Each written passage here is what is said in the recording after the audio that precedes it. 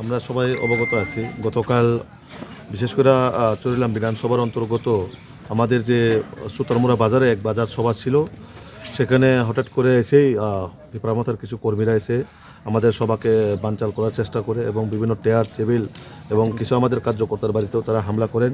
তো এটাই আমরা আজকে বিশেষ করে জেলা প্রেসিডেন্ট এবং মন্ডল প্রেসিডেন্ট আমরা সবাই এসেছি দেখার জন্য এবং যারাই করেছে তাদের এগেনস্টে আমরা অলরেডি এফআইআর করার জন্য করে দিয়েছি এবং যারাই কাজের সাথে যুক্ত তারা কেউই রেহাই পাবে না।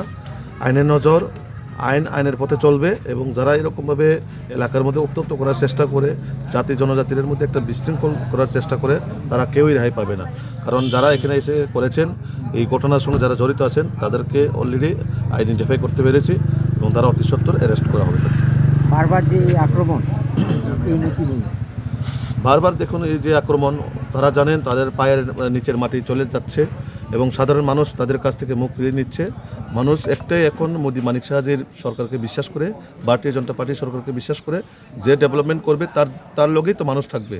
তো যদি এই ছোটো ছোটো প্রোগ্রামে তাদের যে হামলা এই হুজ্জতি এটা কিসের দিকে ইঙ্গিত করে?